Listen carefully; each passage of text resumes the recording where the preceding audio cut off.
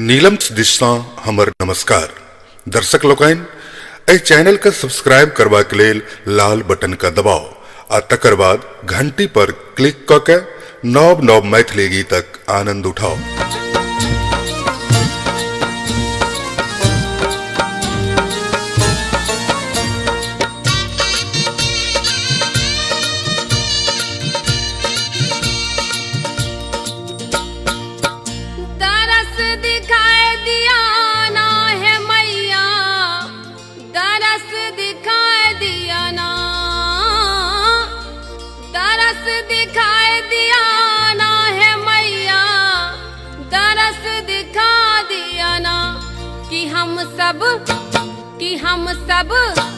कि हम सब एलौं शरण तोहार है मैया दरस दिखाए दिया ना। कि हम सब एलौं शरण तोहार है मैया दरस दिखाए दिया ना। दरस दिखाए दिया ना है मैया दरस दिखाए दिया ना। दरस दिखाए दिया ना है मैया दरस दिखाए दिया ना। कि हम सब